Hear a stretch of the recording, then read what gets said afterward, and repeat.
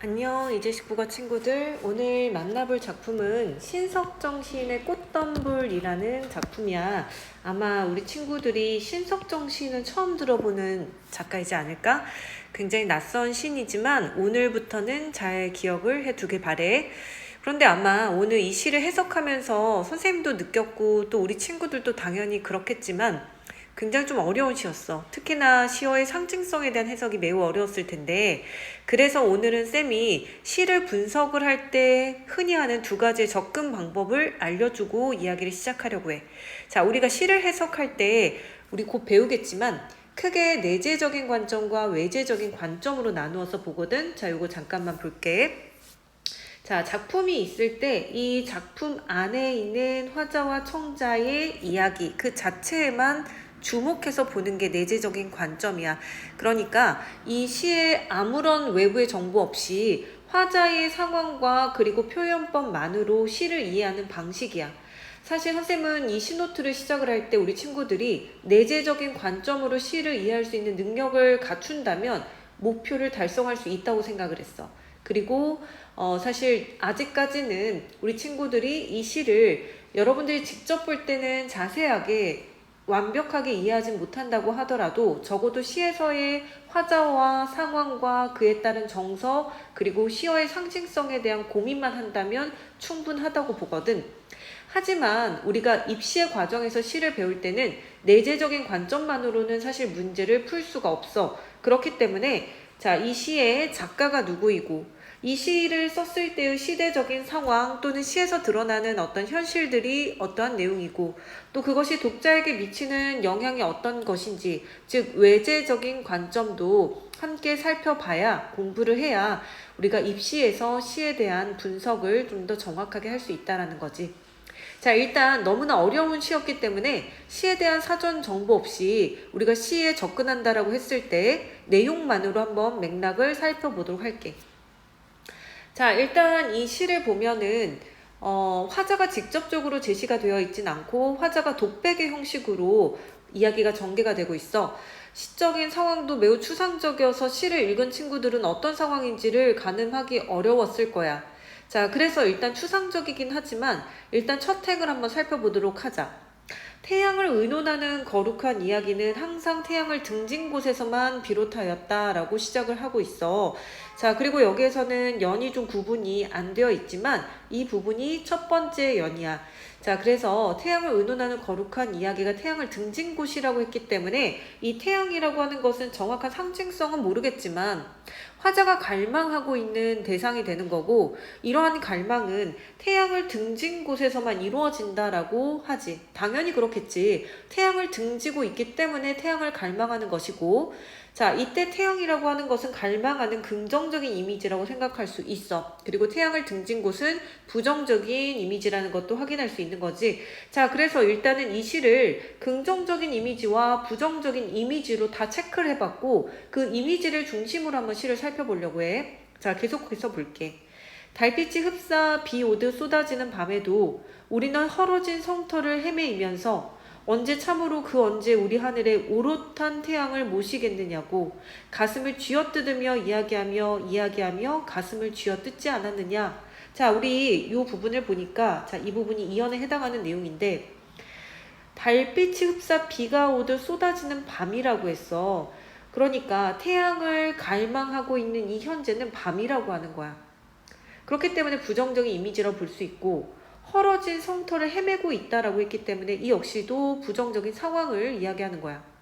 언제 참으로 그 언제 우리 하늘의 오롯한 태양을 모시겠느냐고 라고 했어. 그래서 여기서 하늘과 태양이라고 하는 것, 특히 하늘이라고 하는 것은 태양을 모시는 곳이라고 했기 때문에 긍정적인 이미지로 볼 수 있고 그런데 가슴을 쥐어뜯으며 이야기하며 또 가슴을 쥐어뜯지 않았느냐라는 표현에서 보니까 그만큼 태양을 갈망하고 있다라는 것을 그 간절함을 부각시키기 위해서 이야기하며라는 반복법이나 가슴을 쥐어뜯으며 이야기하며 또 이야기하며 가슴을 쥐어뜯지 않았느냐라는 점층법 그리고 뭐뭐하지 않았느냐라는 서리법까지 자, 요 문장에서 서리법과 반복법과 점층법을 모두 사용하고 있어. 그만큼 우리 하늘에 오롯한 태양을 모시겠다라고 하는 그 갈망의 간절함이 굉장히 강조가 되고 있어.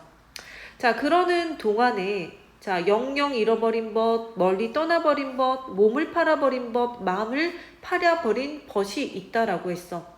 자, 그러니까 이 부분은 태양을 갈망하고 있는, 태양이 없는, 태양이 등지고 있고 달빛이 흡사 비오듯 쏟아지는 이 밤에 일어난 일들이야. 굉장히 부정적인 일들이라고 할 수 있고 또 태양을 기다리는 동안의 아픔들이라고 할 수 있어. 자, 여기서 보니까 벗도 있다, 벗도 있다, 벗도 있다, 벗도 있다 반복되고 있고 잃어버린, 떠나버린, 팔아버린, 마음을 팔아버린 이러한 식으로 반복과 변형이 두드러지고 있지. 자, 그러는 동안에 드디어 36회가 지나갔대.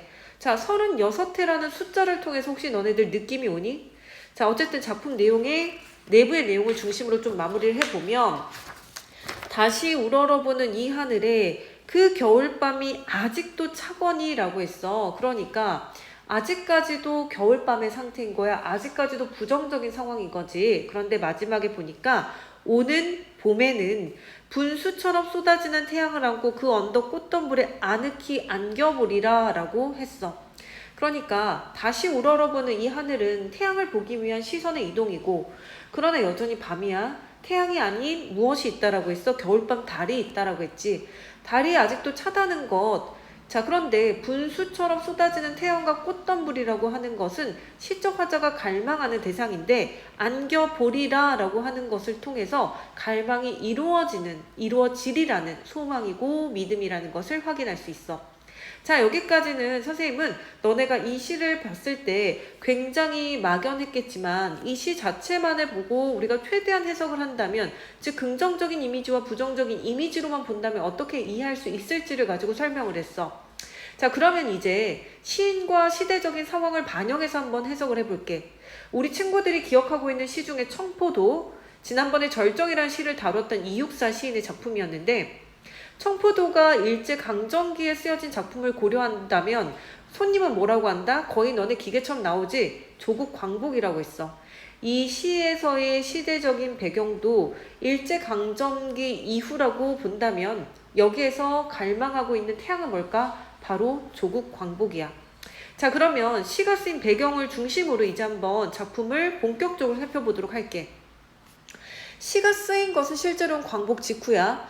일제로부터 광복을 맞이하기는 했어. 그런데 너네도 알고 있는 것처럼 광복 직후에 세계는 미국을 중심으로 하는 자유민주주의 사회와 소련을 중심으로 하는 공산주의로 대립돼서 냉전체제를 형성하고 있었고 이런 상황에서 우리나라는 남북으로 분단돼서 남한과 북한은 각각 미국과 소련의 통치를 받게 되고 이념 갈등이 시작됐어.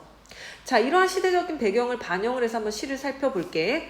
시의 일련을 다시 한번 살펴보니까 태양을 의논하는 거룩한 이야기는 항상 태양을 등진 곳에서만 비롯하였다라고 했는데 이때 태양이라고 하는 것은 빛이나 밝음이나 희망을 상징하고 있고 더 구체적으로 이야기하면 조국의 광복이다라고 할 수 있어. 그렇다면 항상 태양을 등진 곳에서만 비롯하였다라는 것은 일제강점하에 암담한 현실이라고 볼 수 있는 거지. 그래서 이 시의 일련에서는 일제강점기에 불행한 상황에서 조국 광복에 대한 소망을 함께 나누는 것으로 이해할 수 있어. 자, 그러면 이연을 볼게.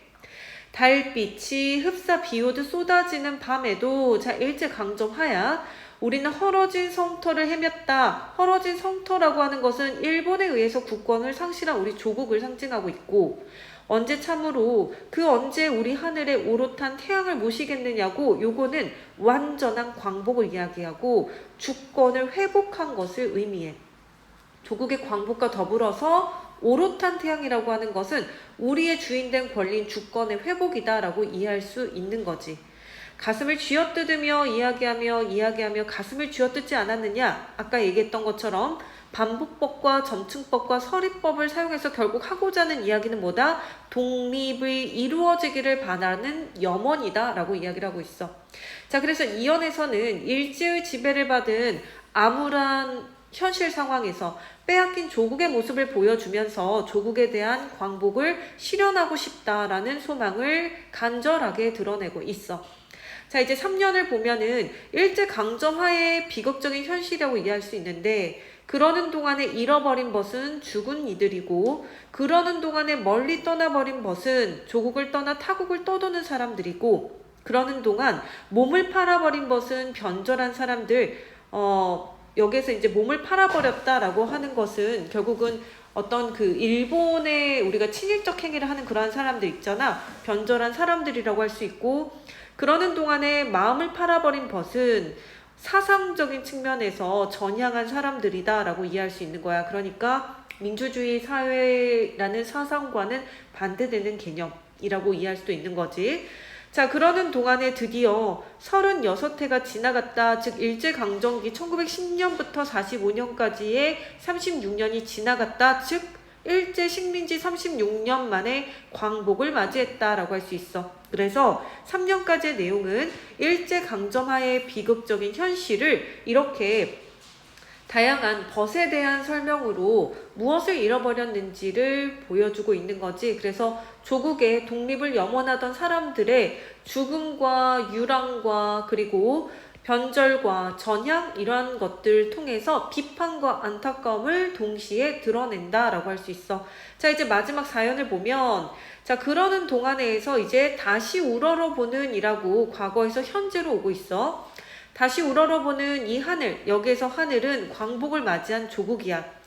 자, 그 겨울밤이 아직도 차다라고 했어. 광복을 맞이했는데도 불구하고 아직까지도 겨울밤이 차다라는 것은 여전히 일제강점기다라는 뜻이 아니라 광복 후에도 우리가 그토록 염원했던 앞에서 이야기했던 이 오롯한 태양이라고 하는 주권의 회복을 이루지 못하고 있기 때문에 겨울밤의 달이 아직도 차다. 특히나 이제 남한 같은 경우에 북한도 마찬가지지만 다른 나라의 신탁 통치를 받게 되었잖아. 그래서 광복 직후에 여전히 혼란한 사회에 대한 비판이 겨울밤 달이 아직도 차다라는 표현에서 드러나는 거고 오는 봄엔 자 여기서 얘기하는 오는 봄이라고 하는 것은 정말로 우리 스스로가 진정한 주권을 갖게 되는 진정한 광복의 날을 이야기하는 거야. 오늘 봄에 붐수처럼 쏟아지는 태양을 안고 그 어느 언덕 꽃 덤불에 아늑히 안겨보리라 라고 설명을 하고 있지. 그래서 화자가 꿈꾸는 완전한 광복 즉 새로운 민족 국가에 대한 소망을 드러내고 있어. 그것을 어떤 표현? 꽃덤불이라는 상징어를 통해서 드러내고 있는 거지. 자, 마지막 열 정리하면 사연은 조국의 광복이고 정말 오롯한 진정한 광복의 날이다 라고 할 수 있는 거야. 어제 선생님이 산에를 갔는데 산에 정말 꽃이 정말 절정이었어. 특히 그 개나리 꽃이 이렇게 덤불을 이루고 있는데 개나리 꽃 그늘 아래라는 표현도 있잖아. 그런 것처럼 그렇게 만발한 꽃 덤불을 보면서 너무 이렇게 아름답다라는 생각을 처음으로 했었는데 아마 시인이 꿈꾸는 꽃덤불이라고 하는 것도 그런 이미지지 않았을까라는 생각이 들었어. 자, 그러면 이제 우리 화자와 상황 태도 한번 정리해 볼게. 화자는 광복을 맞은 이야. 그런데 상황은 아직까지도 어두운 시대라는 거고 이러한 상황 아래서 오롯한 우리만의 태양, 우리의 주권 회복, 온전한 광복이라고 하는 희망을 기대하고 있고 자, 이 화자가 보여주고 있는 태도는 아직까지 어두운 시대에 대한 비판 하지만 곧 완전한 봄이 올 것이다 라는 것에 대한 기대와 그것을 이루리라는 의지를 보여주고 있어. 자, 그래서 시의 주제는 진정한 조국 광복과 민족 화합에 대한 소망이고 시에서 드러나는 특징은 과거 일제강점기에서 조국 광복을 맞이한 현재와 그렇지만 여전히 암울한 현실에서 앞으로 오롯한 봄과 태양을 맞이할 것이라는 미래에 대한 기대로 시상을 전개하고 있고 어둠과 밝음이라고 하는 대립적인 이미지로 화자의 염원을 강조했고 또 유사한 문장 구조를 반복함으로써 운율을 형성하고 있었어.